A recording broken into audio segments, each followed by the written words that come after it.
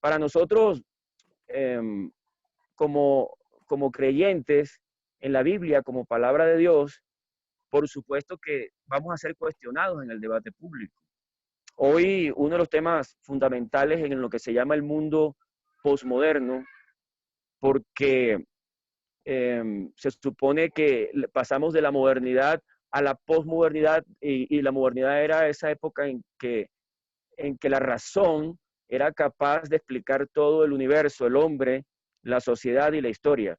Entonces, en ese momento de la modernidad que comienza o inicia desde el siglo XVIII, un poco, sí, sí, sobre todo XVIII, no XVII, XVIII con Renato Descartes o Descartes, el filósofo francés, en el caso de la filosofía, y con Nicolás Maquiavelo en el Renacimiento, en el caso de la política, se conoció entonces esa época de la modernidad como la época en que ya no había o no teníamos necesidad de usar justificaciones teológicas, metafísicas, espirituales, idealistas, trascendentales, sino que la razón y a partir del mismo hombre, es decir, centrada la discusión a partir del ser humano, lo que se conoce como humanismo, sustituía la visión medieval y antigua de la religión y de las explicaciones trascendentales metafísicas o idealistas.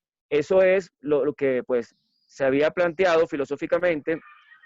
Había algo de la reforma protestante en coadyuvar a esa modernidad, pero eso fue siglo XVI, XVII, pero en el XVIII, con el filósofo Immanuel Kant, ocurre un cambio epistemológico y ese cambio precisamente consiste en que ahora se intenta interpretar toda la realidad a partir del ser humano. Y eso se expresó de manera, diríamos, se graficó de alguna manera en una expresión latina, sapere aude, atrévete a pensar. Es decir, ahora vas a iniciar la visión del mundo no a partir de un texto sagrado, en el caso de la cultura occidental de origen bíblico judeo-cristiano, con herencia griega, es la Biblia o la iglesia en representación de ese mundo religioso o teológico o espiritual que tenía la verdad y que la imponía desde sus autoridades eclesiásticas y no podía tenerse un conocimiento por fuera del texto sagrado o de la autoridad religiosa. Por lo tanto, no había debate, no había otros puntos de vista. La epistemología eh, tiene un origen etimológico en dos palabras. Una preposición griega epi, que significa sobre, istemi, que es el lugar donde estás ubicado, donde estás posado o donde te estás apoyando. Entonces, epistemología, logos, tratados, el tratado o el estudio o la ciencia o el discurso racional, que es el logos, sobre el lugar donde estás parado observando el mundo. Es decir, en dónde estás fundamentado, dónde estás ubicado, en qué cosmovisión.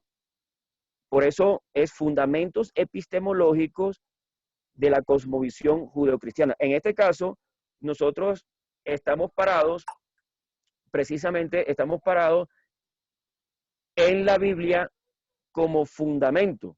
Es decir, es nuestro gran axioma. La palabra griega, axioma, significa yo creo, a mí me parece, es mi verdad. Y aquí era pues lo que estaba comentando, que hubo un cambio de la influencia del cristianismo en la cultura occidental, donde precisamente ese cambio de paradigma fue el que generó lo que se llamó la modernidad. Retomo entonces en la modernidad. En la modernidad hablaba del filósofo Descartes, donde cambia la tesis medieval que le daba, diríamos, le daba una estabilidad al conocimiento, y es la tesis de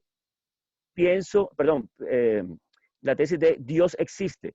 Toda la Edad Media y la Antigüedad se fundamentó en la tesis de Dios existe, y la Iglesia era la representante institucional de esa tesis. Es decir, encarnaba o representaba, según la versión cristiana, diríamos medieval, de la Iglesia Católica Romana, en versión antes de la Reforma Protestante, la Iglesia medieval.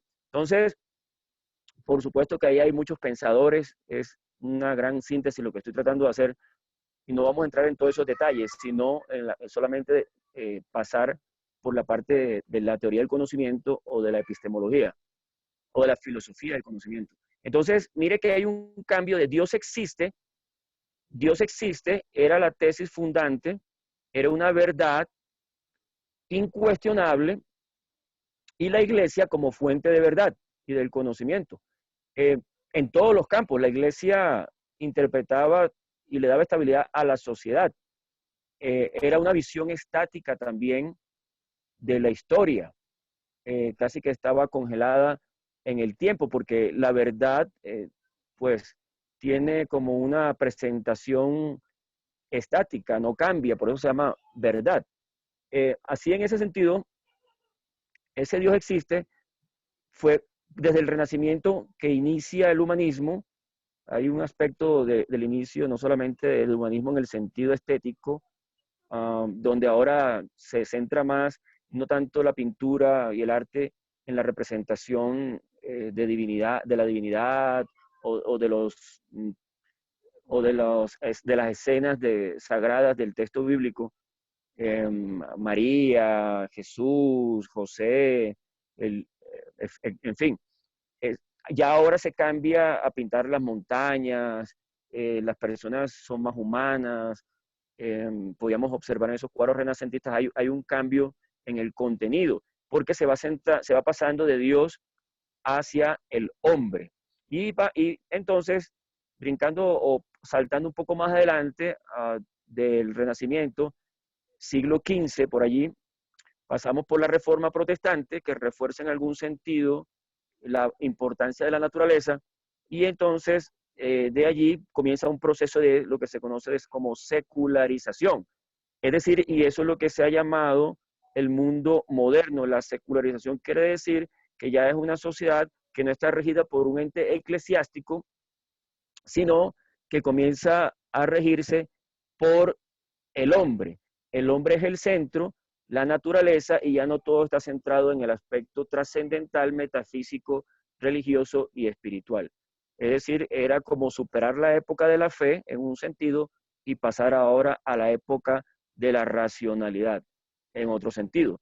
Entonces, ese cambio expresado por Descartes de pienso, luego existo, ahora la tesis ya no es Dios existe, sino yo existo. Eso no le logra, esa tesis no le da, o esa afirmación no le da, diríamos, estabilidad al pensamiento, pero inicia un proceso donde todo se comienza a pensar no desde un libro sagrado o desde una institución, se comienza a cuestionar lo que se asumía como verdadero históricamente.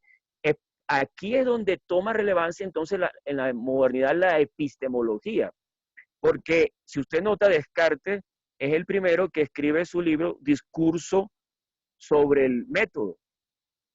El método, y el método es precisamente ese camino que hay que recorrer para encontrar la verdad. Ya la verdad no está dada. Ahora comienzas a buscarla no por revelación en un texto, en el caso pues nuestro, la Biblia, para los judíos Tanaj o la Torá con los Nevim y los Ketuvim, sino que ahora el hombre a través de la razón cuestiona todo y comienza a buscar la verdad, no acepta una verdad por autoridad impuesta.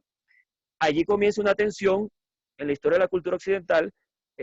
Descartes, luego pasamos a Kant en el siglo que se ha llamado como la Ilustración o el siglo de las luces, siglo XVIII, que es el mundo moderno filosófico, y entonces en ese sentido del proceso de secularización, de separarse no solamente de la iglesia, sino también de textos sagrados o diríamos autoritarios, hay un cambio fundamental en lo epistemológico, y eso nos ayuda, ya les explico o les converso cuál es les comparto cuál es ese cambio fundamental epistemológico.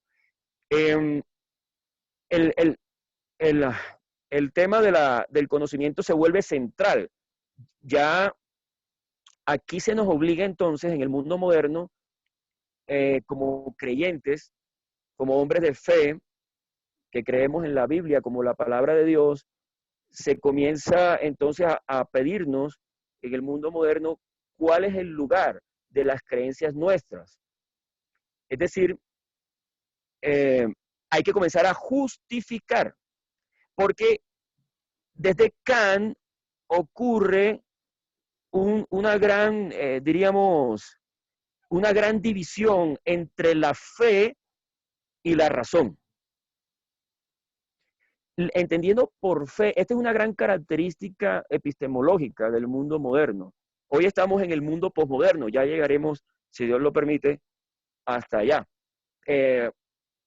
Si logramos hacer esta síntesis tan apretada del mundo occidental. La fe, entonces, se define como conocimiento no justificado. Y la razón como conocimiento justificado. Este es el esquema epistemológico que genera una ruptura. Nosotros estábamos en la antigüedad religiosa griega, antes de Cristo, y por supuesto los antiguos fueron muy religiosos. No estoy diciendo que creían en la Biblia, me refiero por religiosos en el sentido que tenían confianza incuestionable, entendiendo la fe como creencia no justificada, porque la fe es creencia no justificada. Es decir, tú lo aceptas sin argumentos empíricos, sin argumentos racionales, y por lo tanto tu argumento se basa en la autoridad. La verdad es cuestión de quién lo dice. Y como para nosotros, en nuestra fe, aceptamos la Biblia como la verdad absoluta, entonces lo que dice el texto sagrado es verdad, y es verdad porque la Biblia dice que ella es verdad, y entonces como ella dice que es verdad, entonces todo lo que dice es verdad. Es decir, eso es lo que se llama un argumento en círculo. Allí yo lo explico más detalladamente en el video. Estoy tratando de darle pues un contexto sobre eso.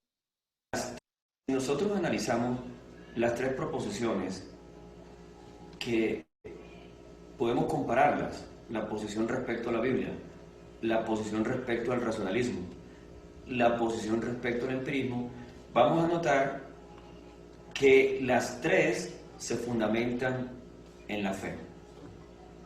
La proposición de la cosmovisión judeocristiana en la cultura occidental, que se define como cultura judeocristiana con herencia griega, es decir, el pensamiento griego ha influido, ha moldeado también con sus postulados filosóficos las teorías políticas, las teorías filosóficas y científicas de lo que se conoce hoy como mundo civilizado o mundo desarrollado en toda Europa, la cultura occidental. Entonces, la primera proposición, que la Biblia es verdad porque ella dice que es verdad, es decir, creo en la Biblia porque la Biblia es verdad. Algunos filósofos han dicho que se basa en la fe, pero cuando miramos el racionalismo, la proposición del racionalismo o la postura filosófica del racionalismo y del empirismo, encontramos la misma estructura argumentativa en el fondo. El racionalismo es verdad porque es razonable, es decir, tengo fe o creo en la razón porque es razonable. Ese es el dogma del racionalismo. El empirismo es verdad porque los hechos lo demuestran, es decir, tengo fe o tengo el dogma o creo en los hechos por los hechos mismos, porque ellos lo demuestran. Se supone entonces que el racionalismo y el empirismo sí es conocimiento, sí producen un conocimiento verdadero, pero que en la Biblia no hay conocimiento verdadero. Vamos a analizar la estructura entonces de lo que se llama razonamiento en círculo. Es decir, el razonamiento en círculo se fundamenta en la estructura lógica, o diríamos en una estructura circular. Creo que A porque B, y creo B porque A. O sea, yo creo que A es verdad porque B es verdad y creo que B es verdad porque A es verdad. Vamos a aplicar este modelo a cada una de las proposiciones. Comencemos con el fundamento de la cultura occidental, con el tema de la Biblia. Creo que la Biblia es verdad porque la Biblia dice que es verdad. Es decir, A es la Biblia es verdad y B es la Biblia dice que es verdad. Entonces, creo A porque B, pero a su vez creo que la Biblia dice que es verdad porque la Biblia es verdad. Es decir, creo B porque A. Estamos mostrando que no se prueba nada, simplemente es una proposición tautológica. Es verdad por sí mismo, es una acción. Es decir, se acepta como verdad sin fundamentarla, sin probarla. Es decir, es un dogma y se basa en la fe. Esa es la postura de la fe en la Biblia. Pero también está la fe del racionalismo en la razón y la fe del empirismo en los hechos. Entonces la estructura circular del racionalismo es así. Creo que el racionalismo es verdad porque el racionalismo es razonable. Es decir, A es el racionalismo es verdad y B es el racionalismo es razonable. Pero a su vez, creo que el racionalismo es razonable porque el racionalismo es verdad. Pueden notar que tiene la misma estructura. A porque B y B porque A. Creo en A porque B es verdadera y creo que B es verdadera porque A es verdadera. Igualmente pasa con el empirismo. Creo que el empirismo es verdad porque los hechos lo demuestran y creo que los hechos lo demuestran porque el empirismo es verdad. Otra vez se repite la misma estructura circular. Eso se llama petición de principio, que significa que la conclusión a la que se quiere llegar en el argumento está contenido en alguna parte en las premisas. Un argumento se compone de dos partes, unas premisas y una conclusión. La conclusión se deriva a partir de las premisas.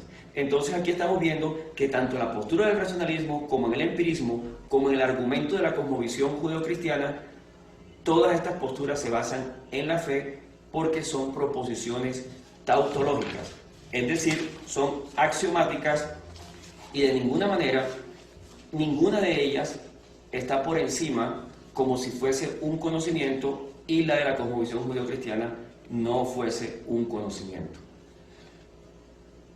No hay nada más práctico que una buena teoría, decía James Clerk Maxwell en el siglo XIX, el creador de la teoría electromagnética. La ciencia inicia su aprehensión, su percepción, su comprensión, su interpretación del mundo con la observación. Pero no existe la observación pura. No podemos observar el mundo sin prejuicios, sin teorías, sin creencias, sin unos lentes, sin premisas, sin axiomas. Axioma significa en griego yo creo. Los axiomas son el fundamento de la matemática, son verdades autorreferenciales, es decir, estas verdades no se pueden probar o sustentar, simplemente yo creo, a mí me parece. Esa es la palabra griega axioma, que significa yo creo. Sin una visión preteórica de la realidad o una cosmovisión, no podemos mirar el mundo. Sin una preconcepción del mundo, sin dogmas. La palabra dogma deriva del verbo griego dogma o dokein, opinar, es decir, yo opino. Es como sinónimo, llega a ser sinónimo de axioma. Axioma significa yo creo que algo para mí es verdad, yo opino que esto es verdad. No vemos el mundo como es, sino como somos. Aquí me voy a detener un poco para mostrar que no podemos observar de manera objetiva la naturaleza, ni el cosmos, ni el mundo. El sujeto necesita una teoría para poder comprender el mundo, para poder descubrir el mundo, para poder conocerlo. Sin teoría es imposible comprender el mundo. ¿Por qué es imposible comprender el mundo sin teoría? Porque no hay nada más práctico que una buena teoría. ¿En qué consiste esto? Resulta que cuando daba clases de epistemología o de filosofía de la ciencia, siempre enseñé en mis cursos que el fundamento, o se enseña, no solamente en el que yo estuve dictando por muchos años, sino también en los otros cursos, en las clases de química, de física, de biología, se habla del método científico. Y el método científico, el primer paso del método científico es la observación. Así que yo hacía un ejercicio con mis estudiantes. Les decía, observen, y esperaba un rato. Cuando pasaba el tiempo, llegaba un momento en que los estudiantes decían, o preguntaban, profesor, ¿observen qué? Porque nuestros sentidos registran información. Vienen muchos estímulos a nuestros sentidos, auditivos, sensoriales, visuales, pero observar implica concentrarse en algún aspecto de la realidad con un fin determinado. No es simplemente, o no podemos confundir observar con percibir. Tener sensaciones no es lo mismo que observar. La observación implica un fin, un objetivo específico. Pero ese fin, ese objetivo específico, te lo da precisamente la teoría. La teoría permite que el experimento en la ciencia se oriente. Uno hace un experimento para medir una cantidad específica, una propiedad específica. Uno no puede medir en general, no hay una medición universal. Uno mide ciertas cualidades o ciertos aspectos de la realidad para obtener un conocimiento. No solamente una descripción cualitativa, sino también cuantitativa. Siguiendo con la necesidad de la teoría, en la Biblia, en el Salmo 14, versículo 1, dice la Biblia, dice el necio en su corazón, no hay Dios. Es decir, está describiendo la Biblia al ateo. Y note esto, dice el necio en su corazón. Él llegó a ser ateo no por conclusiones de argumentos, basados en argumentos o en experimentos, sino que él es ateo por una decisión en su corazón. Es decir, nosotros no vemos el mundo como es, sino como somos. Esta persona que describe la Biblia no llegó a ser ateo por primero investigar hechos, sino que primero decidió su punto de partida en la creencia o fe de la no existencia de Dios. Por lo tanto, concluyó que Dios no existe. Es decir, el ateísmo es la fe o la creencia en la no existencia de Dios. Es fe en la no existencia. No es que ha probado que Dios no existe. Igual fe tiene el que dice que Dios existe. Tampoco tiene argumentos ni racionales ni empíricos suficientes para convencer a nadie de la existencia o de la no existencia de Dios. Ambos parten de fe, entendiendo por fe unas creencias no justificadas, ni racionalmente ni empíricamente. Entonces, es decir, el ateísmo es la fe o creencia en la no existencia de Dios. Es un punto de partida, no es una conclusión. Después de revisar e investigar todos los argumentos y todos los hechos posibles. No es un punto de llegada, es una decisión ética o moral, no es epistemológica. Eso es lo que nos está planteando el Salmo capítulo 14, versículo 1. La fe es, pues, la categoría básica de la existencia. Todos somos profundamente religiosos, idólatras compulsivos hasta el punto que adoramos aún cuando estamos fuera de los templos, creadores de ídolos a los cuales adoramos febrilmente, con afán, con vehemencia, con delirio y con incluso alucinación.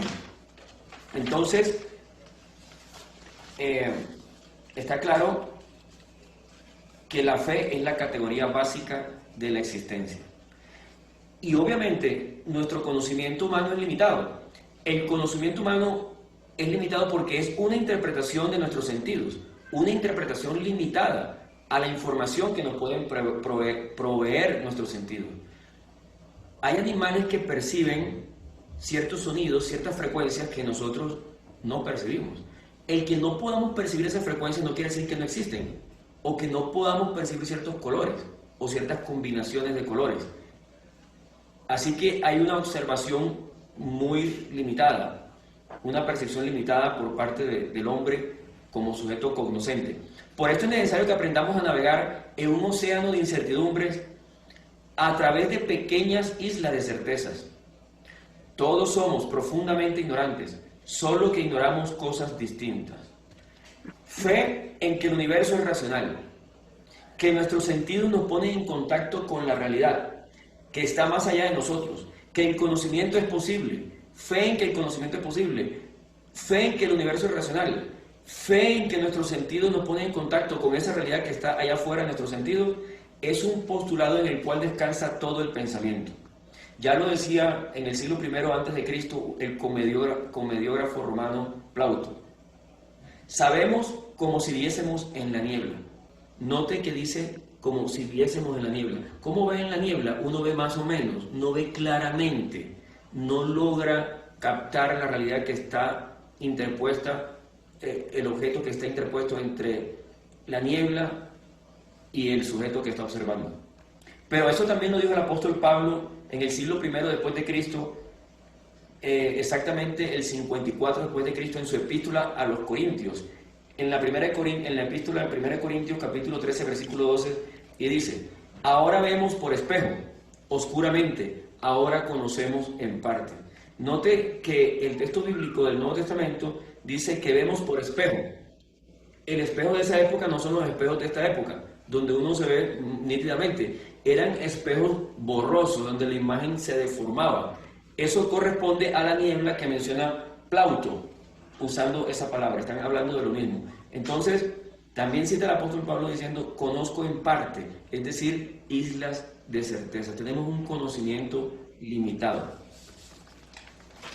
Tan importante es la teoría, y con esto termino esta reflexión, que el creador de la teoría electromagnética, James Clerk Maxwell, el científico inglés del siglo XIX, a través de la matemática unificó la electricidad con el magnetismo y surgió la teoría electromagnética. A través de las ecuaciones de la teoría electromagnética, las 4 ecuaciones del electromagnetismo, él predijo la existencia de las ondas electromagnéticas. Pero años después, el físico Heinrich Hertz, de origen alemán, descubrió en su laboratorio la propagación de las ondas electromagnéticas. Es decir, Maxwell no las había visto. Usted no ve las ondas que salen a través, las ondas electromagnéticas que viajan a través, o las hertzianas en el caso de la radio, o las del celular, o las del microondas. Uno como ser humano no percibe, pero que no las perciba no quiere decir que no existan. Pero mire que, insisto, sin la teoría no podemos captar la realidad del mundo, o de algunos aspectos del mundo. Esta teoría matemática abstracta predijo la existencia de algo que no podíamos ver a través de los sentidos. Pero Henry Hertz después las detectó exactamente 8 años, en 1887. El concepto entonces que introdujo James Clerk Maxwell de la teoría electromagnética, introdujo el concepto fundamental para el mundo moderno hoy, ya en el siglo XX y XXI, el concepto de onda electromagnética, que no las podemos percibir con nuestros sentidos, pero las podemos percibir a través de ecuaciones matemáticas. Entonces, esa descripción matemática y esa combinación que hizo matemáticamente de electricidad y magnetismo pudo hacer esa predicción que luego fue corroborada. Y así se inició la era de las telecomunicaciones. Termino diciendo que si no hubiese surgido esta teoría matemática, no hubiésemos podido percibir las ondas electromagnéticas.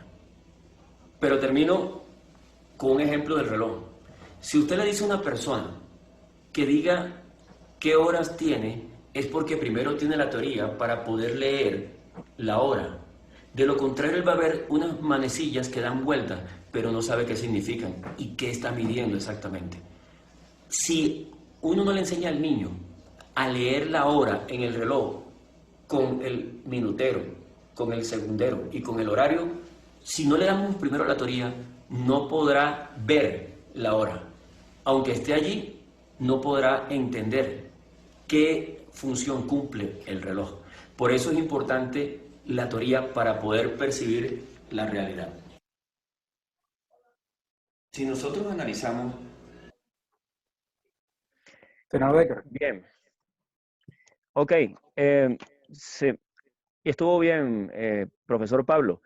Ah, básicamente, y creo que allí ya, pues, sería redundante que hablara otra vez de lo mismo, pero el gran cambio que hubo y en el cual hoy estamos inmersos es que a partir de lo que se llamó el mundo moderno, se consideró que ahora no, sí había conocimiento.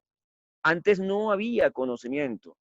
Es decir, antes de Kant y de Descartes o del mundo moderno filosófico, incluido el mundo político y económico, porque siempre las ideas transforman el mundo. Son las ideas las que mueven el desarrollo de la historia. Todo lo que existe, de alguna manera, antes fue una idea. Incluso nosotros fuimos un plan de Dios.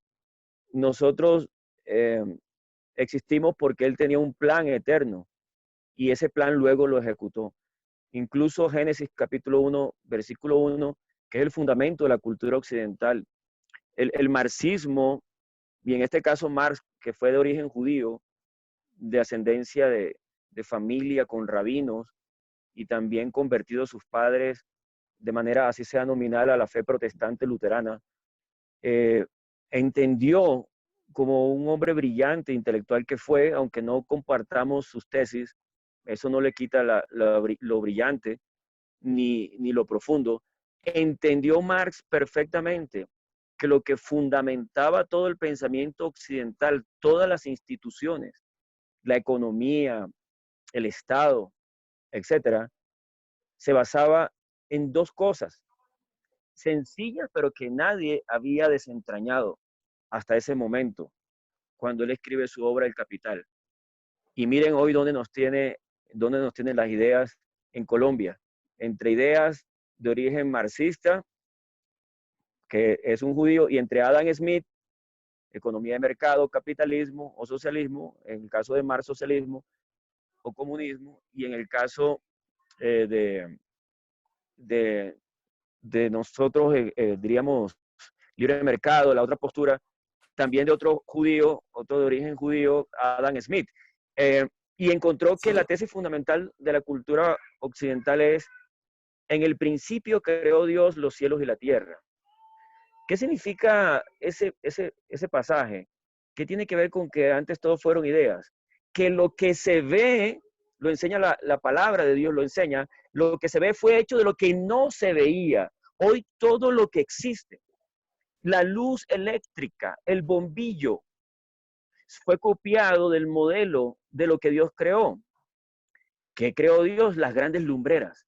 Pero un hombre eh, creó imitando a su creador por la imagen que él implantó en nosotros, nos formó a su imagen y semejanza. Somos también creadores, por eso somos seres culturales. El hombre fue puesto en el huerto del Edén para que cultivara. Y entonces ese cultivar viene de colere y de ahí deriva cultura. Es decir, es la transformación de la naturaleza.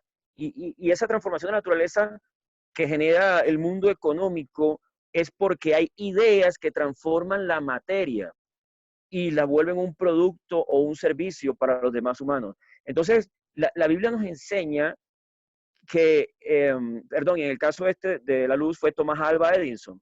Thomas Alva Edison, como creyente en la Biblia, tenía la influencia de la cosmovisión y miren el aporte que hizo a la tecnología y a la ciencia. ¿Qué haríamos hoy sin la luz eléctrica? Miren todo cómo nuestros celulares están alumbrando. Pero eso no existía. Esto es cultura. La producción de la luz a través de la bombilla es cultura. Entonces, las ideas son fundamentales en la ciencia, son fundamentales en la política, en la economía, porque nos dan la identidad. ¿Quiénes somos nosotros en el mundo político? ¿Cuál es nuestra posición en el tema jurídico para evaluar sentencias de la Corte?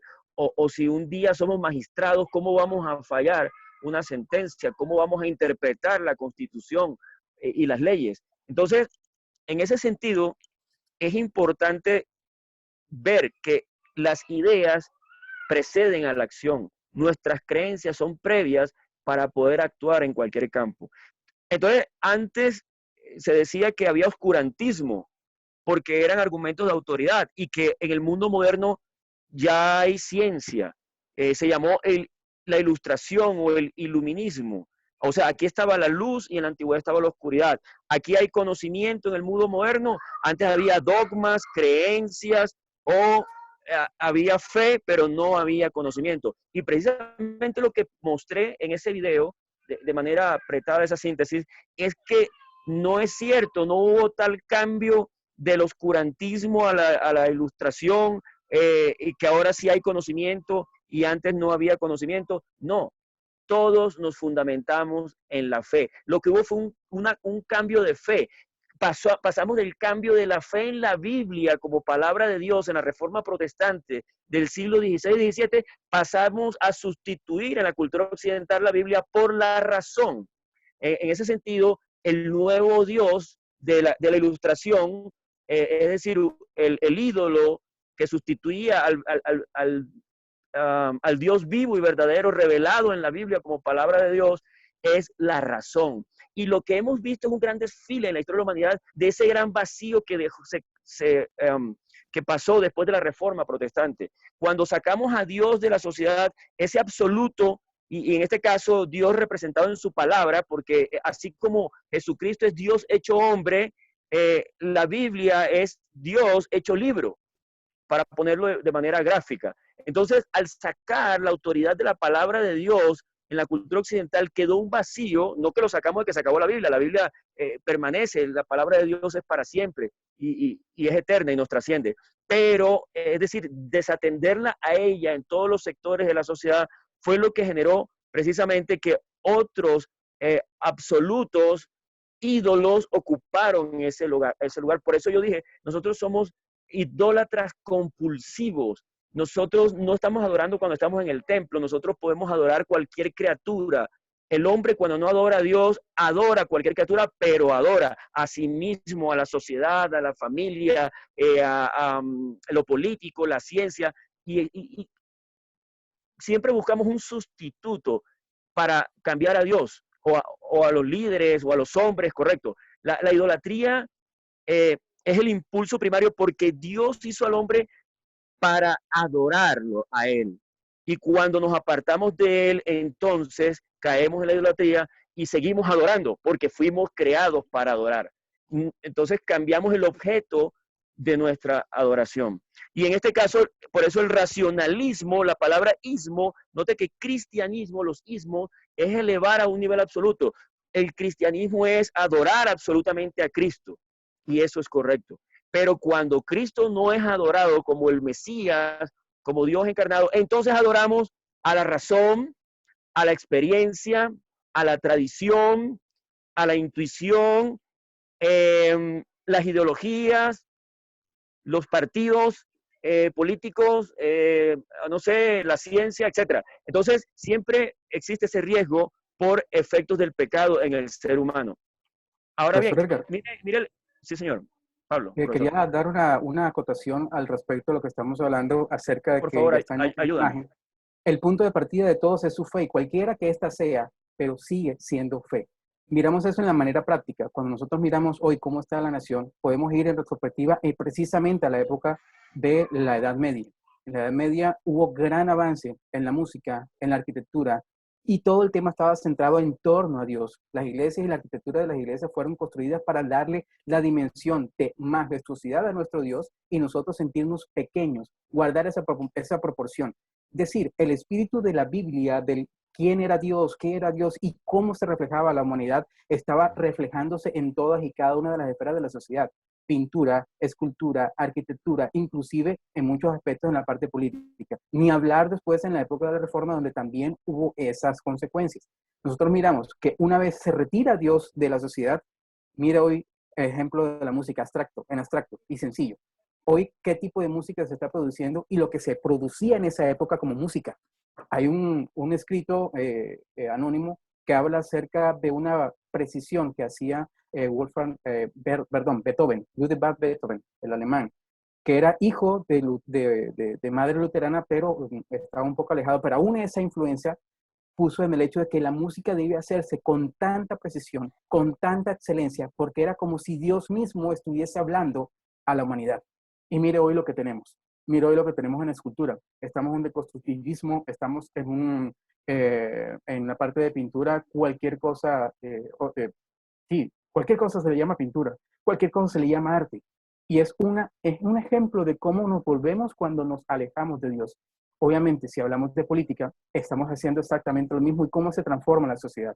En el año 63 fue retirado de las escuelas de Estados Unidos por una activista feminista que decía que no tenía razón de ser el hecho de orar dentro de las instituciones, dentro de las instituciones públicas de Estados Unidos, y se retiró la oración o el tiempo de oración como obligatorio.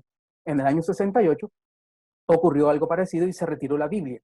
Ya nosotros conocemos la historia hasta el punto de llegar a matanzas de personas dentro de las escuelas. Y ese ejemplo es cuando se retira a Dios, cuando se retira la Biblia como fuente, como objetivo de la razón, perdemos el norte absolutamente. Diga, senador. Gracias, profesor Pablo. Termino entonces lo que había visto Marx. Marx se dio cuenta, recuerden que la teoría marxista en filosofía política, que encarna hoy el partido de la FARC, que encarna el Polo Democrático, etcétera, tienen dos tesis distintas a las nuestras. Por ejemplo, la primera es que nosotros somos filosóficamente idealistas. Escuche bien, estoy hablando como filósofo, no en el sentido teológico. Entonces, al ser idealistas, la Biblia es idealista porque comienza afirmando en el principio creó Dios la materia, es decir, el espíritu de lo espiritual o del mundo metafísico surge lo concreto, la materia. O sea que la materia procede del espíritu, en este caso del ser creador que nosotros llamamos Dios. Así que eso se llama filosóficamente idealismo. Por eso la tesis contraria de Marx es el materialismo.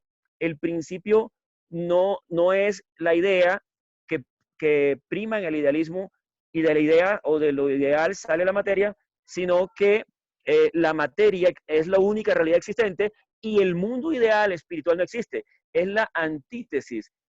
Por eso el marxismo o el comunismo, en su versión de marxismo-leninismo, la tesis número uno de ellos políticamente es: la materia es eterna. La materia se transforma. Todo es material. No existen el mundo espiritual. Es decir, el fundamento es el ateísmo, y el mismo Carlos Marx lo dijo en su momento, que para iniciarse en el comunismo o en el socialismo, primero tienes que ser ateo. Es decir, no existe un espíritu creador de nada. Porque vio y entendió que lo fundante de la economía, del Estado, eran las ideas filosóficas sacadas de la Biblia. Él la conocía muy bien, había estudiado también para rabino, lo mismo que su amigo Engels, el empresario que lo financió para que se dedicara a escribir, y también lo entendió Lenin en su momento. Pero entonces allí esa es la primera idea. La segunda idea es la dialéctica. Note que la ideología del comunismo es materialismo dialéctico. El materialismo, ya lo vimos, es el ismo de la materia, o sea, la materia ocupa el lugar de Dios, y la dialéctica es la forma de razonar o pensar. En la Biblia se presenta o se fundamenta una lógica bivalente donde hay cosas buenas y hay cosas malas.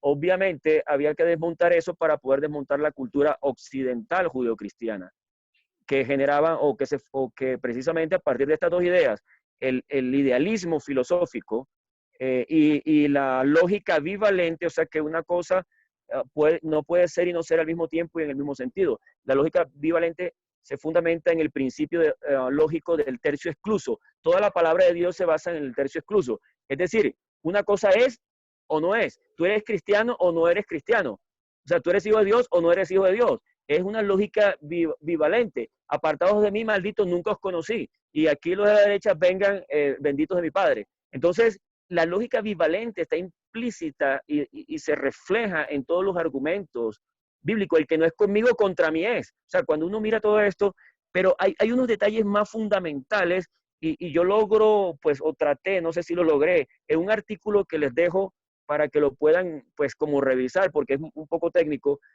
trasfondo epistemológico de la falsación popperiana, de Karl Popper, un filósofo de origen judío que habla sobre la posibilidad del conocimiento en la ciencia, judío austríaco alemán. Entonces, ahí está ese artículo que les va a llegar y con otro artículo que también está allí, que conseguí donde hace, diríamos, un resumen apretado de toda la teoría del conocimiento en la cultura occidental. Entonces, ese material lo pueden leer. Y la conclusión a la que llego allí, y en su momento cuando los pares académicos revisaron el artículo, se asombraron y dijeron que mi conclusión, esa fue la objeción que hicieron, era muy radical.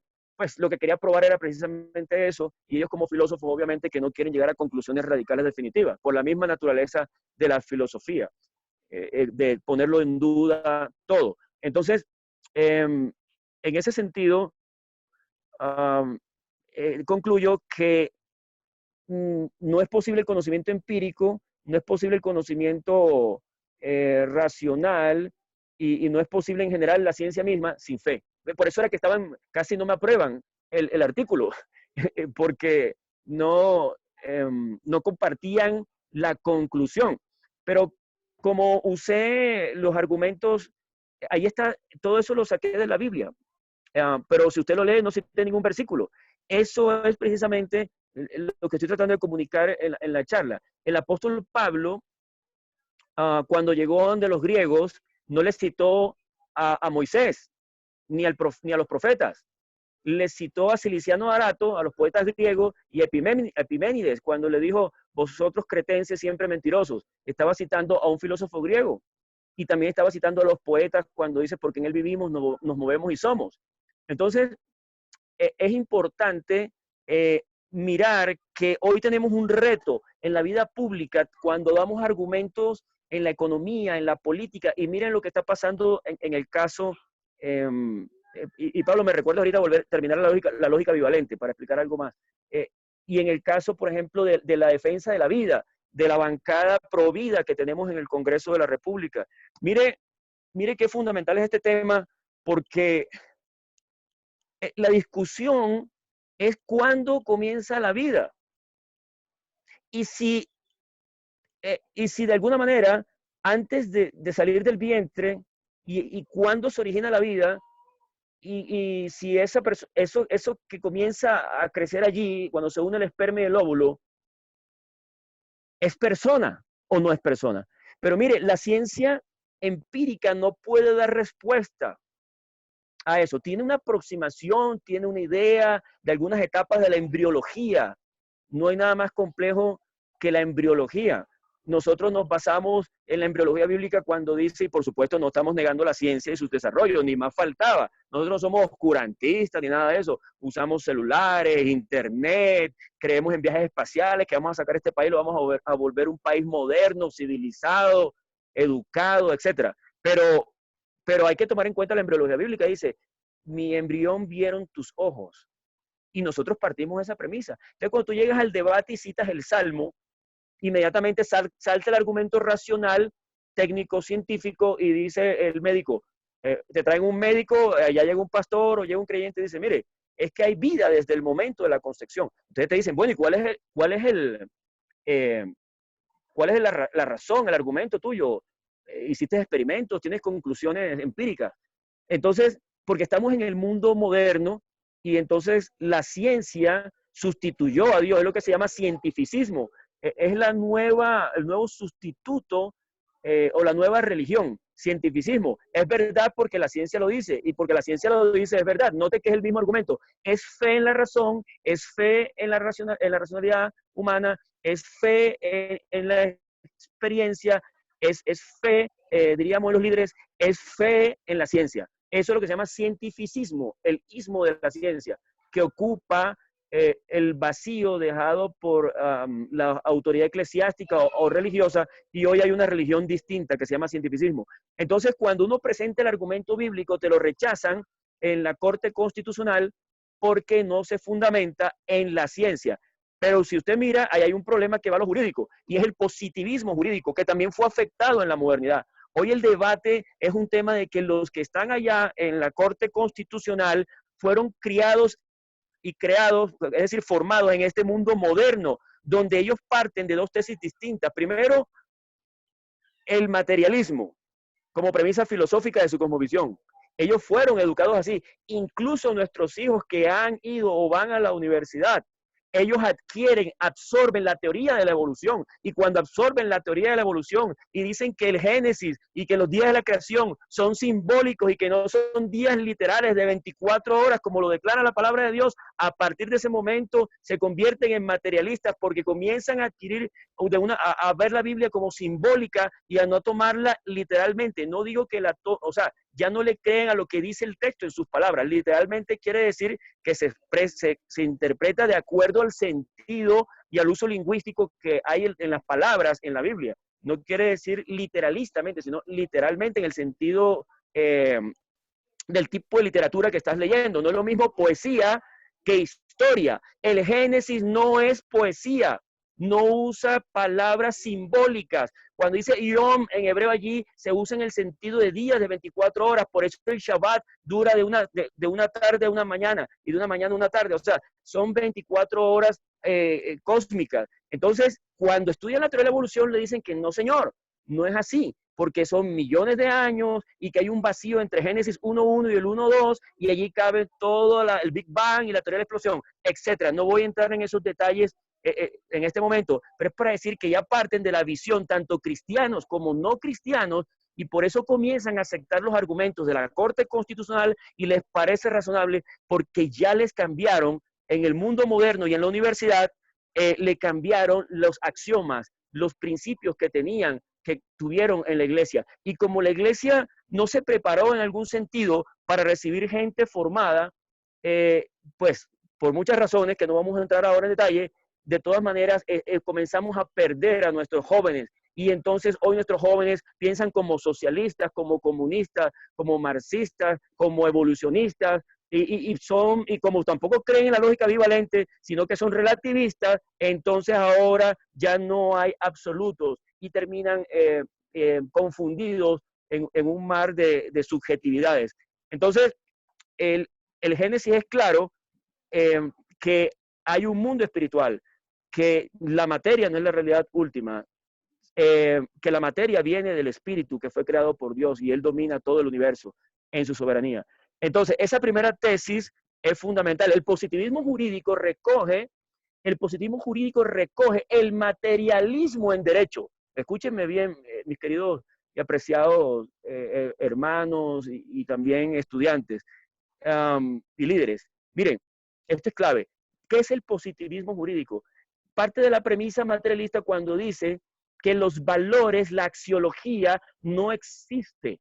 Es decir, el mundo de la axiología es un mundo ideal o subjetivo y que lo que existe es el derecho escrito y que emana del Estado, de las autoridades competentes elegidas democráticamente o de la institucionalidad.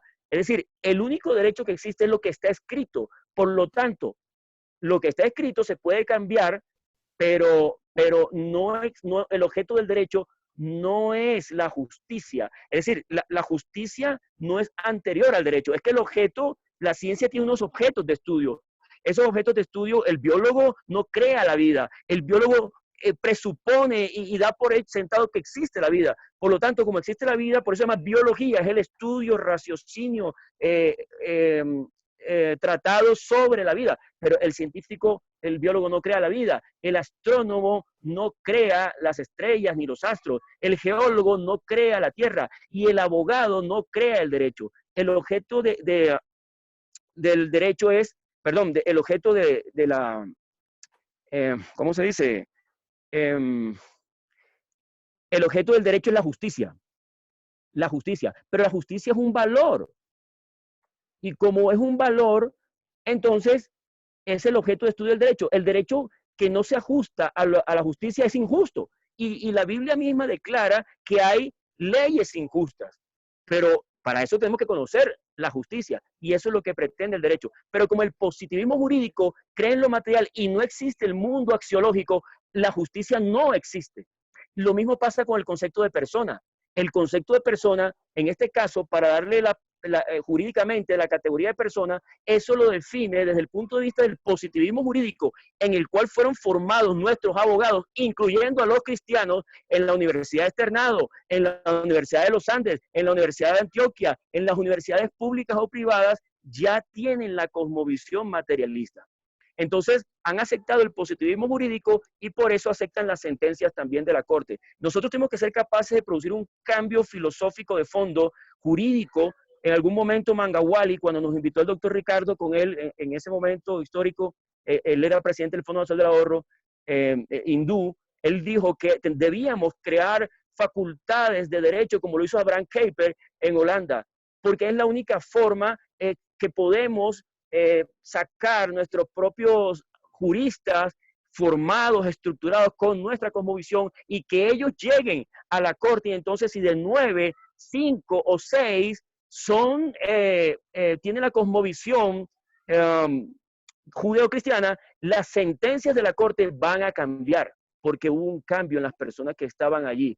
Ese es un gran reto que tenemos y por eso el doctor Ricardo acierta de manera visionaria, histórica, y Dios permitirá que podamos sembrar para que las generaciones cosechen eso, los que siguen, esa generación que pueda estar sentada ya en la Corte Constitucional mientras nosotros tratamos acá de frenar esas ideologías destructoras de la sociedad, destructoras de nuestros niños y de la vida. Entonces, en ese sentido, el positivismo jurídico es el que nos tiene hoy en jaque, pero el positivismo jurídico es la expresión del materialismo ideológico, del materialismo filosófico. No existen los valores, no existe la justicia. Por lo tanto, el concepto de persona es una categoría que atribuye el derecho escrito, el derecho positivo, y no es sustancial, no es inherente, y por eso le niegan la condición al óvulo, cuando se une con el esperma, de persona. Y por eso no es no es más que simplemente unas moléculas juntas, pero no no es el desarrollo de un ser humano. El debate es más de fondo, no es científico, el debate es filosófico, es de cosmovisión con argumentos. Este es el debate que tenemos que hacer en su momento en el Congreso de la República. Y ya llegará ese momento para poner en claro eso. Y como le dije en su momento al viceministro de Salud, le dije, mire, es que el tema, cuando allá estaba el doctor Ricardo y estábamos como bancada, cuando iniciamos ese proceso, estaba la senadora María Rosario también de Centro Democrático, etcétera.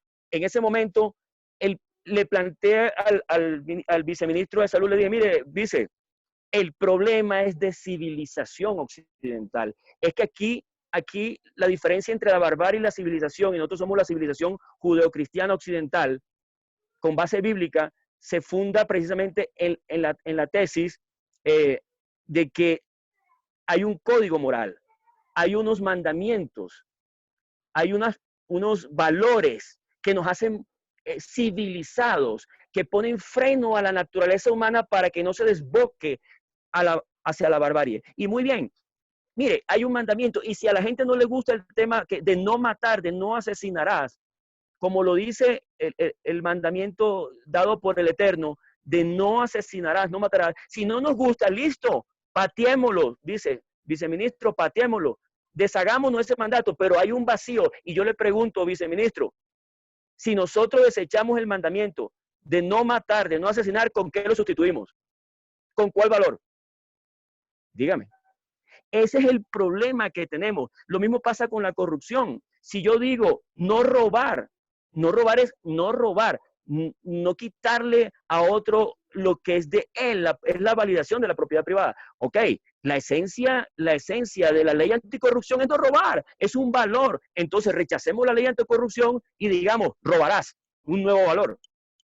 O la pregunta es, si es no robar, entonces la esencia de la ley positiva de anticorrupción es un valor. Pero si no hay tal valor de no robarás, entonces no tiene sentido poner debemos acabar con la ley anticorrupción porque esa ley es religiosa. Se basa en un mandato metafísico trascendental de un supuesto Dios. Lo digo con ironía, para que haya claridad. Entonces, es fundamental entender filosóficamente estos temas, porque para ir más allá de la leguleyada o de la interpretación o de la institucionalidad, lo que está en juego hoy, y por eso existe nuestro partido Colombia Justa Libre, lo que está en juego hoy es la diferencia entre la barbarie y la civilización. O nos acabamos aquí en este país, o este país se desarrolla, este país va a tener una economía con crecimiento del 6-7%, va a tener desarrollo en todos los campos, con un campo exportando alimentos, etcétera. Pero esa es la diferencia. No es simplemente un tema de debates jurídicos, de articulitos, no, hay un tema de fondo. Para eso hay que saber dónde estamos parados. Por eso la importancia de este primer curso que aspira a decirle a todos, mire, nosotros no tenemos que avergonzarnos de lo que creemos, pero tenemos que aprender a traducirlo al lenguaje de la sociedad. Tenemos que aprender, como lo hacía el apóstol Pablo, a decir lo mismo en el que ellos nos entiendan. Porque citar un texto bíblico, bien, lo podemos hacer, estamos en toda la libertad, en el pluralismo democrático, pero no nos estamos comunicando. Por eso el apóstol Pablo, y allí fue donde lo aprendí, comenzó a traducir, a decir lo mismo, y el doctor Ricardo también lo ha venido diciendo desde que era presidente del Fondo Nacional del Ahorro y del Congreso. Él tuvo esa capacidad de traducir esos principios a un lenguaje entendible para la sociedad en estos debates públicos. Entonces, volviendo y para terminar el tema de la lógica bivalente, la esencia de la lógica bivalente no solamente es que una cosa es o no es, y que no puede ser y no ser al mismo tiempo y en el mismo sentido, sino también que ninguna mentira procede de la verdad. Ese es el argumento central de la lógica y también de la matemática, la no contradicción, el principio de no contradicción. Entonces, desde Hegel, otro filósofo, ya más acá en la historia, en el mundo moderno, después de Kant, en la línea del idealismo filosófico, entonces Hegel introduce la dialéctica. La dialéctica no en el sentido de Platón o de los griegos como el debate. Nosotros somos dialécticos y nos gusta el debate, argumentar las ideas, justificarlas, analizarlas, etc. Pero aquí era dialéctica en el sentido, diríamos, de que ya una cosa puede ser y no ser en el mismo sentido. Es decir, en pocas palabras, la contradicción se volvió verdadera. En la Biblia, la contradicción es falsa. Tú no puedes ser hijo de Dios y no ser hijo de Dios. Tú eres hijo de Dios o no eres hijo de Dios. Pero para la lógica hegeliana, no quiero ser preciso en esto como académico, no es que Hegel dijo exactamente lo que estoy diciendo, sino que cambió la estructura filosófica. Entonces, entonces la lógica hegeliana sería, tú puedes ser hijo de Dios y no ser hijo de Dios. Y eso, por supuesto, es relativismo, que lleva finalmente al subjetivismo y no tendría sentido porque para Hegel estaba la tesis, luego venía la antítesis y luego había una síntesis. Hay ideas con las que no podemos comulgar.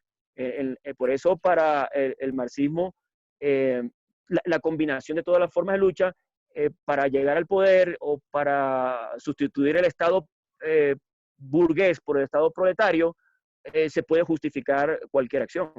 Desde temas de terrorismo, temas armados, de la violencia política, hasta la vida pública, la economía, etc. Entonces, por eso nos ayudaría a entender el conflicto también o la guerra que ha habido en Colombia por la lucha del poder en la democracia, el acceso al poder político y al gobierno. Entonces, la lógica bivalente es el fundamento junto con el idealismo filosófico. El espíritu crea la materia, o sea, la creación básicamente, y que las cosas son verdaderas o son falsas, o sea, existe lo bueno y lo malo. Esas dos premisas son el fundamento de la cultura occidental. La filosofía, en últimas, no es más que el extrañamiento de Dios en la historia de las ideas, y se hacen sustitutos. Profesor Pablo, ¿podemos seguir al siguiente video? Entonces, en la cultura occidental tenemos a Platón, que da ese giro, que une la política con la teología, fundamental para entender nuestra cultura occidental. Hablando entonces de la teología, pasemos a la Biblia, el otro fundamento de la cultura occidental. Ya hablamos un poco de la cultura griega y de Platón como fundador de la cultura griega. Pasemos en el Nuevo Testamento para los cristianos al Evangelio según San Juan, capítulo 17, verso 17. Dice allí el apóstol Juan: tu palabra es verdad. Y también el salmista dice: la suma de tu palabra es verdad. No solamente tu palabra es verdad en el Nuevo Testamento, sino que en el Antiguo Testamento para los judíos la verdad es la suma total de la palabra de Dios, es decir, lo que incluye Antiguo y Nuevo Testamento. Al inicio de este módulo les había comentado pues que la premisa fundamental de la cosmovisión judeo-cristiana es que la Biblia es la verdad. Y habíamos analizado por los argumentos o la falacia de la petición de principio o la falacia del argumento circular para justificar el... Entonces, que da ese giro que une la política con la teología, fundamental para entender nuestra cultura occidental. Hablando entonces de la teología, pasemos a la Biblia, el otro fundamento de la cultura occidental. Ya hablamos un poco de la cultura griega y de Platón como fundador de la cultura griega. Pasemos en el Nuevo Testamento para los cristianos al Evangelio según San Juan, capítulo 17, verso 17. Dice allí el apóstol Juan: tu palabra es verdad. Y también el salmista dice: la suma de tu palabra es verdad. No solamente tu palabra es verdad en el Nuevo Testamento, sino que en el Antiguo Testamento para los judíos la verdad es la suma total de la palabra de Dios, es decir, lo que incluye Antiguo y Nuevo Testamento. Al inicio de este módulo les había comentado pues que la premisa fundamental de la cosmovisión judeo-cristiana es que la Biblia es la verdad.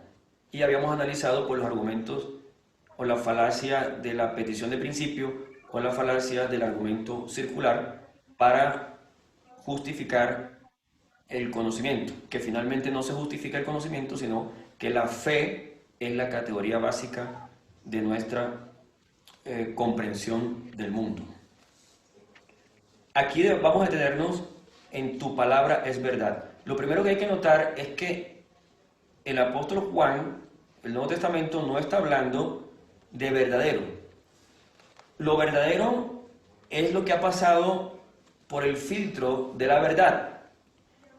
Y entonces, al pasar por el filtro de la verdad, o se ha probado su veracidad, resulta verdadero, pero pudo haber resultado falso. Entonces, si algo es verdadero es porque pudo ser falso. Pero cuando hablamos de la verdad es el patrón con el que se compara lo demás para saber si es verdadero o es falso. Es decir, por eso la palabra de Dios, la Biblia, para la cultura occidental, en la tradición teológica judeocristiana, la Biblia es verdad, no es verdadera, porque ella es la norma con la cual se compara lo que uno dice, lo que uno hace o lo que uno piensa para ver si es verdadero o es falso. Y así pasa en todo sistema de pensamiento. Así pasa en el racionalismo, el criterio es la razón, que es la verdad, y en el empirismo no son los argumentos, sino los hechos. Los hechos serían entonces esa verdad. En el empirismo y en el racionalismo, la razón, la lógica sería el criterio, pero para la fe judeocristiana es la Biblia, es el criterio.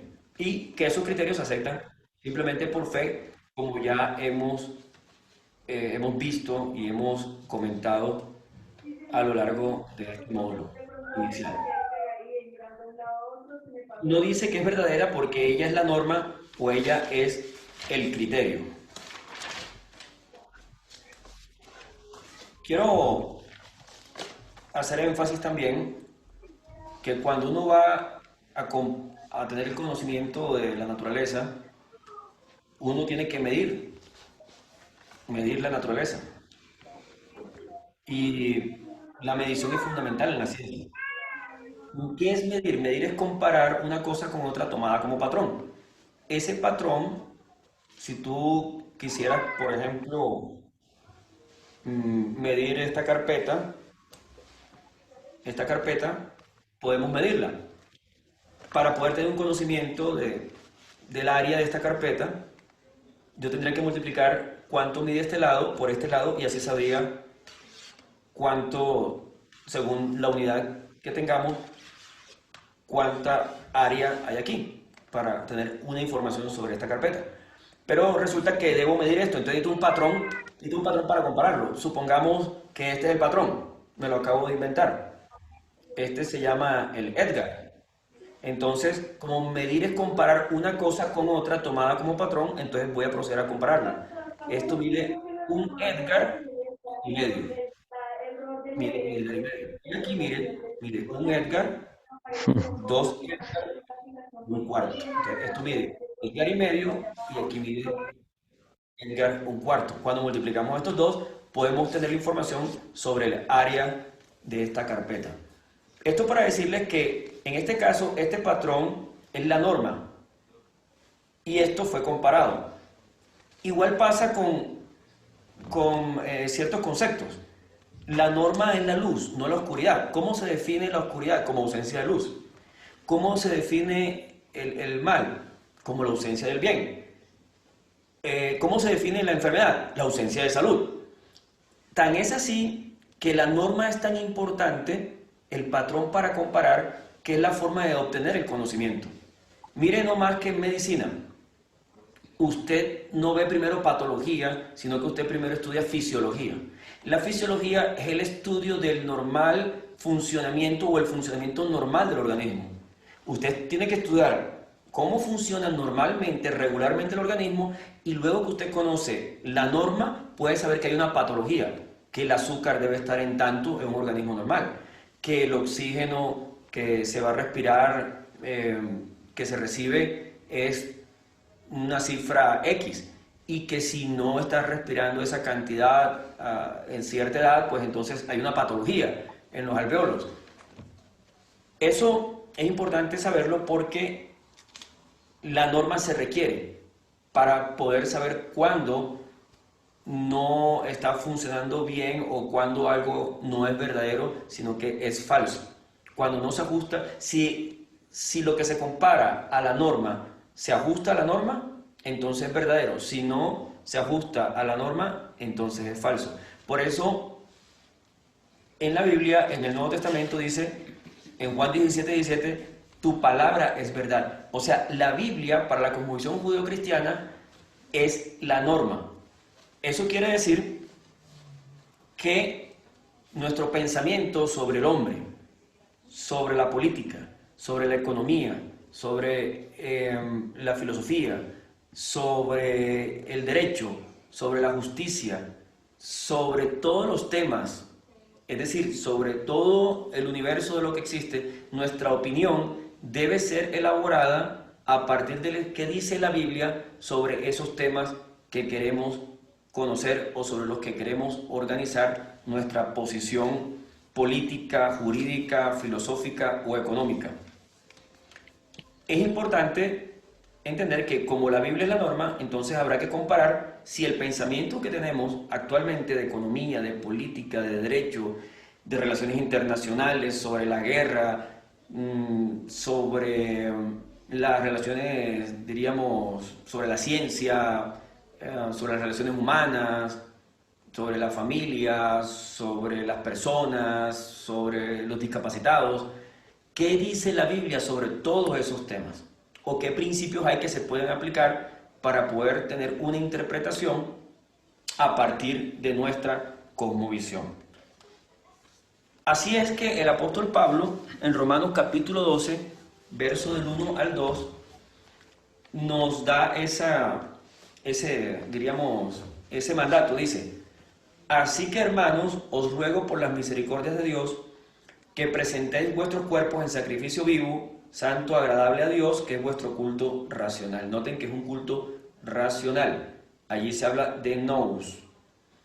No os conforméis, es decir, la Biblia no rechaza el uso de la razón, sino que la razón funciona dentro del marco de la fe. Tiene primacía la fe, y la fe y la razón no las podemos separar.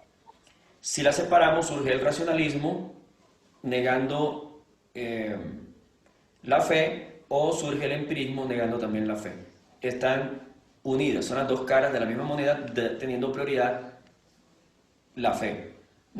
Aquí hay un mandato: no os conforméis a este siglo, a este eón o al sistema de pensamiento que equivale a las filosofías de Colosenses 2:8, cuando hablábamos de las filosofías humanas sin fundamento del humanismo, sino transformaos por medio de la renovación de vuestro entendimiento. ¿Cómo hay que transformarse? La palabra griega es metamorfoseo, de ahí viene metamorfosis, o sea, es un proceso que se da a través del estudio, a través de la reflexión, de los debates y de la profundización en cada campo del conocimiento, revisándolo a partir de los principios bíblicos y de la cosmovisión judeocristiana fundamentado en la Biblia, para que comprobéis cuál sea la buena voluntad de Dios, agradable y perfecta. Ese es Romanos 12, capítulo 12, versículo del 1 al 2. Termino con esto, aportando esto como una gran síntesis. Nosotros no podemos pintar sin colores. Nosotros no podemos dibujar sin líneas, pero nosotros por eso no podemos pensar sin conceptos. Tenemos que tener claridad conceptual de qué queremos decir cuando usamos un término. Y tenemos que revisar antes de hablar y dar opiniones en la vida pública.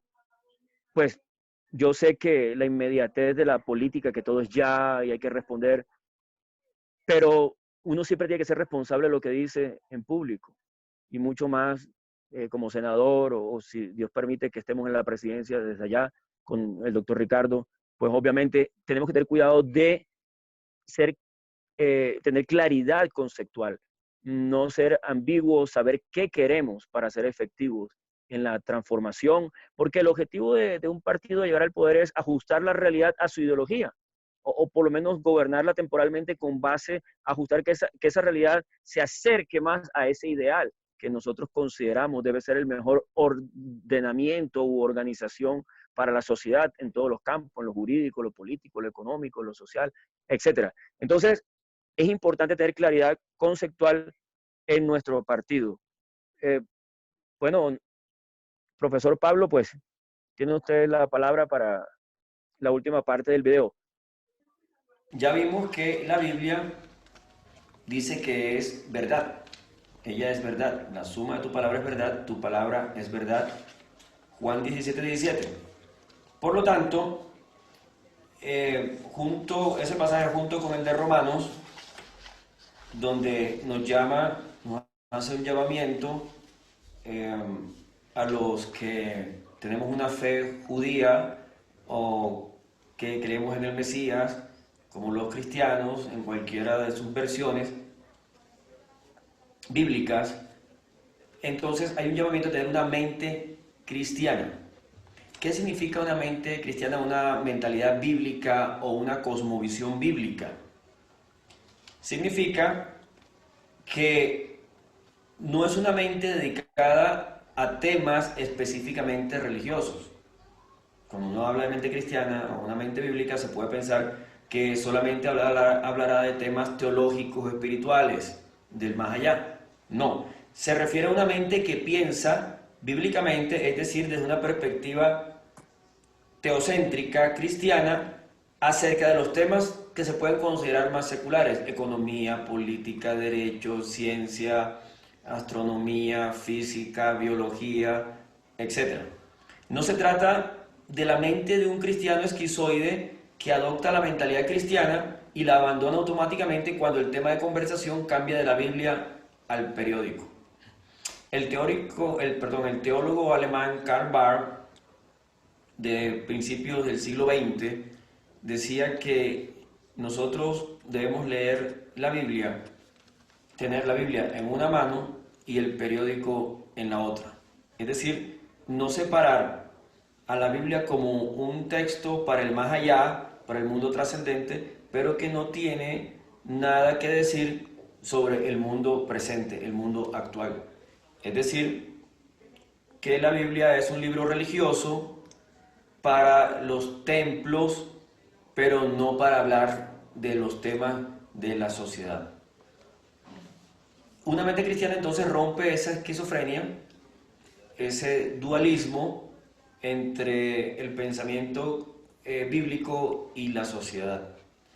De hecho, la cosmovisión bíblica correcta te lleva a preocuparte por el mundo presente, por el país en el cual te encuentras, por las leyes, por el tema económico, por las relaciones internacionales, por la guerra, por el ejército, por los derechos humanos, etc. Entonces, una mente cristiana es una mente entrenada, formada y equipada, como lo queremos hacer aquí en el Instituto Cristiano de Estudios Sociales, el ICES, para manejar los datos de la controversia secular dentro de un marco de referencia basado en premisas cristianas, es decir, en una cosmovisión bíblica. Ese marco de referencia cristiana o esa cosmovisión bíblica inicia su reflexión tomando en cuenta 4 acontecimientos fundamentales que nos muestra la Biblia a lo largo de su relato histórico. Primero hubo una creación, luego hubo la caída, el hombre se aparta de Dios, luego viene la redención y finalmente la consumación de todas las cosas o la escatología. Así terminamos hablando de mente cristiana equivale a tener una cosmovisión. ¿Pero qué es una cosmovisión? La cosmovisión es un conjunto de presuposiciones, de premisas, de creencias no justificadas, de axiomas, de presupuestos, de prejuicios que sostenemos de manera consciente o inconsciente acerca de la constitución básica de nuestro mundo. Otra definición de cosmovisión es esta. Es ante todo una explicación y una interpretación del mundo y segundo, una aplicación de esta visión a la vida. Es decir, es una visión del mundo y una visión para el mundo. No solamente es teórica, que viene del griego teoretes, que significa contemplación al estilo griego, sino que además de contemplar la realidad, de tener un conocimiento del mundo basado en sus creencias, también es coherente y lo lleva a la práctica.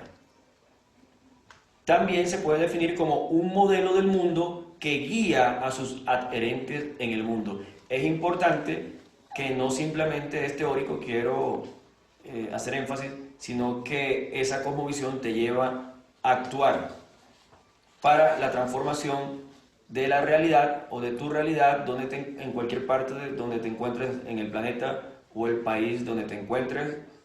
Puede ser India, China, América Latina, Norteamérica, etc. Europa.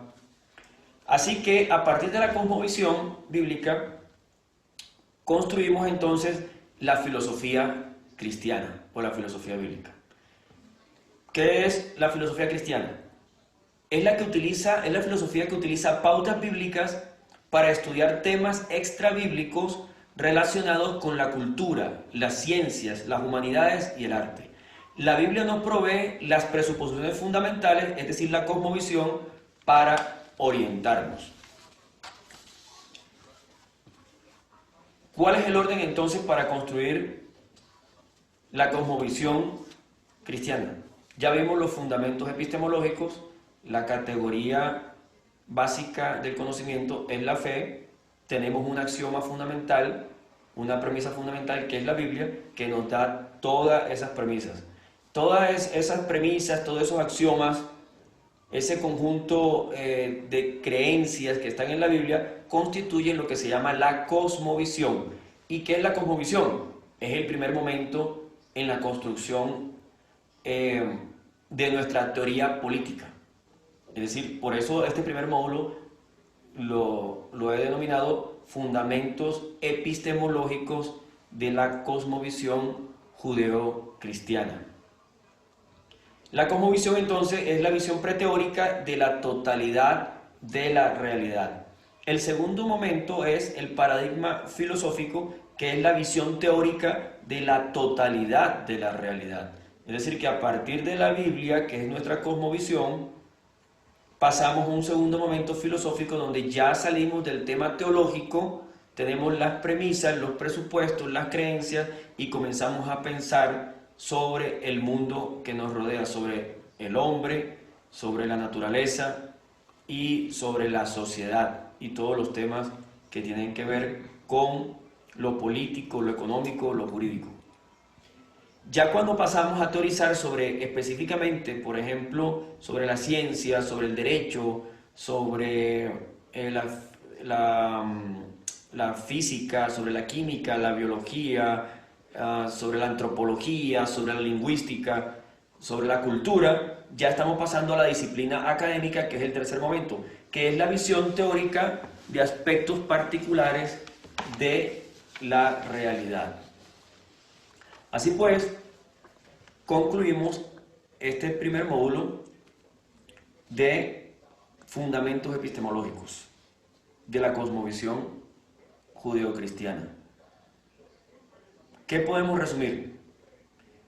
La Biblia nos da todos los presupuestos, allí está nuestra cosmovisión. Ahora que conocemos esa cosmovisión, lo terminamos con unos conceptos previos que paso a leerles. Son las premisas básicas o los axiomas con los cuales podemos construir el segundo momento, que es el paradigma filosófico. Y a partir del paradigma filosófico sí podemos pasar al segundo módulo, que sería o que es sobre teoría política. Y ese son tres presupuestos que nos genera la Biblia. El primero es la perspectiva epistemológica, que la mencionamos y la resumí de manera muy rápida. La primera premisa o axioma es que nosotros partimos con varios supuestos, como lo hacen todas las reflexiones filosóficas sobre el conocimiento, al iniciar con una perspectiva o interpretación del mundo, es decir, con una teoría. Tenemos un supuesto entonces teísta, un supuesto cosmológico y uno antropológico, de los cuales se sigue un corolario, es decir, se deduce del axioma el supuesto del dualismo epistemológico, es decir, que hay un sujeto y un objeto, al entender la clara distinción en el conocimiento entre sujeto y objeto, sin que esto signifique un abismo insalvable entre ambos, o que no tengan algún tipo de relación. Creemos que la fe tiene primacía sobre la razón y que ésta funciona dentro del ángulo de nuestra fe o se fundamenta sobre nuestras creencias sobre el mundo. Hablamos de epistemología para diferenciarla de la fe salvadora, o sea, diferenciamos la fe epistemológica de la fe salvadora, la cual es un don de Dios y no es fruto de ningún raciocinio ni de un esfuerzo humano. Con lo cual nos enmarcamos en la tradición agustiniana y de Anselmo de Canterbury, cuyo principio gnoseológico o teoría del conocimiento que dice la fe en búsqueda de entendimiento. Así pues, lo opuesto a la fe es otro tipo de fe, pero no la razón. La fe y la razón no se oponen. La razón se opone a la no razón o a la sin razón, es decir, lo irracional o lo que viola el principio creacional lógico de la no contradicción. El mundo posmoderno rechaza el racionalismo, pero no podemos rechazar la razón, la cual depende de la fe. Así, por ejemplo, la ciencia la entendemos como la expresión racional de nuestra fe en un conjunto de axiomas o postulados sobre el universo, es decir, todo lo que existe. Y las matemáticas las definimos como la expresión racional de nuestra fe en un conjunto de axiomas o postulados sobre mundos creados, posibles o imaginados por nuestra mente o por nuestras mentes. La íntima relación entre la fe y la razón puede verse en el hecho de que los hombres nos piden que confiemos en la razón y que tengamos una fe razonable, que confiemos en el método científico para la solución de nuestros problemas y que tengamos una religión científica para encararlos, y que confiemos en la filosofía y que tengamos una filosofía en la cual podemos confiar. Esa es nuestra perspectiva referente a la epistemología.